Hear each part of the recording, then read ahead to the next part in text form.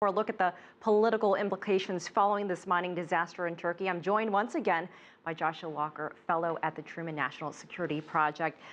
You know, Turkey is seeing these protests, these anti-government protests cropping up now in reaction to this mine disaster. And looking ahead to the reaction we've seen to the Prime Minister, he hasn't said yet whether he will run again for office later this year.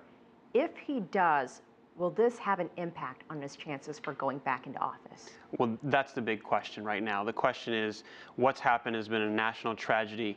The leader, the prime minister, has responded in a way that many see as inadequate. And I think given the protests that we're seeing against him, the complete polarization, the way in which this has completely become about politics and not about kind of mine safety and the issues moving forward, if he chooses to run for president, that many people do expect him to do, this is going to hang over him like a cloud. And the question is, how can he use this experience and move forward? I think the real question is, how can these protests be galvanized to be moved in a direction that will either take him away from the Çankaya Palace where the president sits or keeps him in the prime minister's spot. Either way, this is going to be a black mark in his tenure as prime minister. Because going back, let's go back and look at another issue, those protests at Gezi Park. That didn't really seem to impact him as much as some people thought it would. Now we have this other disaster where people are very angry at him. And so I guess the question is, in the past he's seemed bulletproof, but could this be a turning point? I think in many ways the real tragedy of Turkish politics is that there's never been a strong unified opposition. And the question for Prime Minister Erdogan is, as you said, even after Gezi Park, even after corruption charges, he seems to be the Teflon man of Turkish politics. He's served longer than any other prime minister, any other leader, in many ways rivaling the founder of Turkey, Mustafa Kemal Ataturk.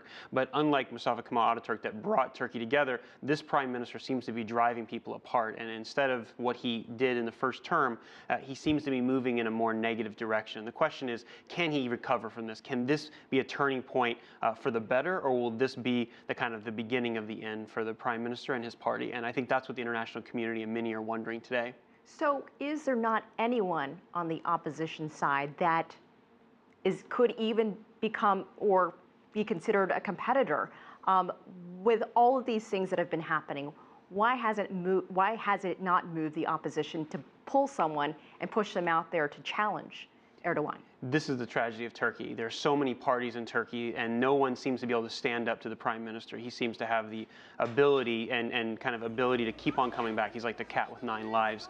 Really, the only opposition he has is from his own ranks, and that's the president, President Gül. And when you look at the difference between the way that President Gül has responded to this tragedy and the fact that he's not made headlines internationally by his actions versus what the prime minister and his staff have done, that seems to be where the real leadership challenge will be coming down. If there were in some miracle scenario in which all the opposition candidates could come together and unify behind one, maybe we could have that discussion. But right now, there's too fractured, too divided to be a serious challenge to the prime minister. And as you mentioned, they're getting completely separate responses from the Turkish people. You know, representatives of this mine company have also come out and said that they're not responsible, they're not negligent.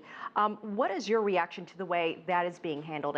And is this also part of this whole political process? I mean, it's a real shame. This is a lack of leadership on so many different levels. And the fact that we're now seeing reports that there were concerns that were raised before, there were safety standards that were not met, the labor conditions, as we just saw in terms of the family and the lives that we saw in the last segment, it really is a tragedy of epic proportions. And the question is, how do you move forward with conditions as they are on the ground? And the question is, if these mining, the people who are responsible for the safety of these miners' lives are not taking responsibility, who will? Does the buck stop with the leadership and the political side? And how does that change moving forward so that Turks and all miners are able to come together and continue to work for the future of that country? So far, misstep after misstep. Joshua Walker, we appreciate your insight. Thanks for having me.